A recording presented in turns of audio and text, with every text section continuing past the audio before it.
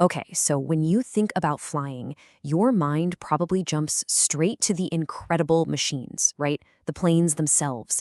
But we're going to talk about a system that's even more complex and just as critical, the pilot. We're diving into what it really takes to maintain that human engine sitting in the cockpit. And this quote, I mean, it just perfectly captures the whole idea. It totally reframes the conversation, doesn't it? A pilot isn't just someone flying a plane, they're a biological system that needs incredibly careful maintenance to perform at its best, especially when the stakes are literally sky high. That's the real question, isn't it? Because unlike a mechanical problem that flashes a warning light, some of the biggest challenges for pilots are the ones you just can't see. The kind of turbulence that happens on the inside.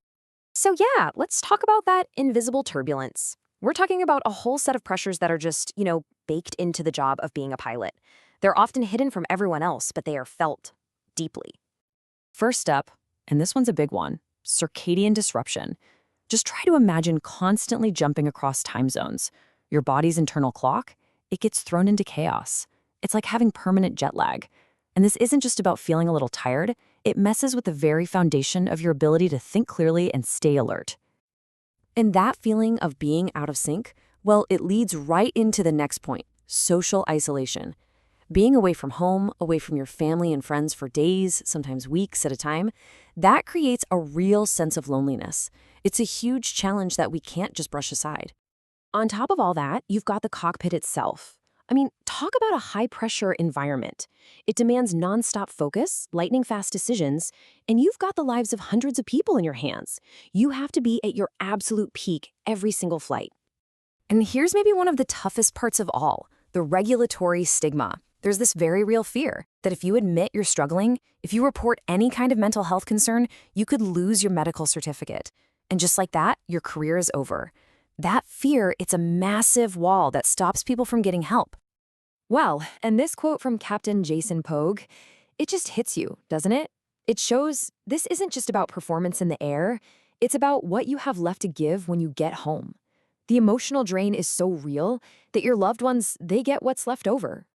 Okay, so we've laid out the challenges, but here's the good news. We can do something about it. This is where we shift from the problems to the solutions. Think of it as a toolkit, the Aviator's Vitality Toolkit, full of practical things every pilot can use to keep their personal engine running smoothly. And at the heart of this toolkit are three basic pillars.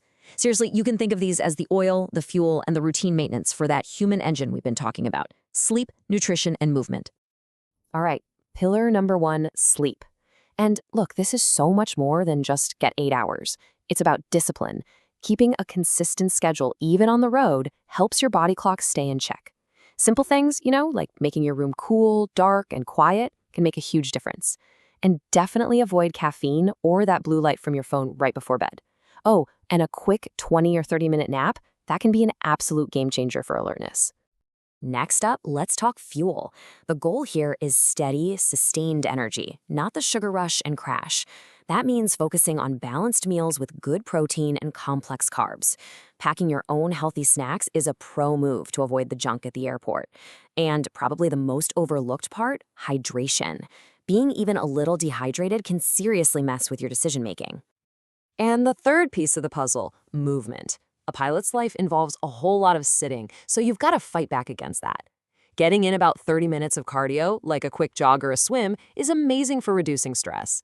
Simple stretches help with stiffness, and strengthening your core can prevent a lot of back pain down the line. It's all about making it a part of your routine.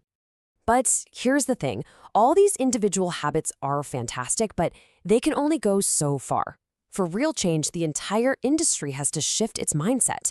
We have to build a true culture of wellness.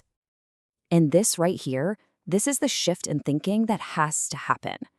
The old way was all reactive, focused on mental illness as a diagnosis. The new model is proactive. It's about building resilience. It's not about being sick versus being well. It's about seeing mental health as a spectrum and giving people the skills to improve their well-being wherever they are on that spectrum. And that brings us back to Captain Pogue, who just nails this idea. Mental health isn't some on or off switch. It's a continuum. And no matter who you are, there are always things you can do to strengthen your wellness, just like you'd go to the gym to stay physically fit. So how do you actually build this new culture? Well, one of the most powerful tools out there is peer support. Just pilots talking to other pilots. Why does it work so well? Because there's instant trust. It cuts through the isolation, breaks down the stigma, and it lets people catch issues early, creating a safe path to get professional help if it's needed. But let me be absolutely clear. None of this, the peer support, the new culture, any of it works without one non-negotiable ingredient: total, complete confidentiality. It is the bedrock.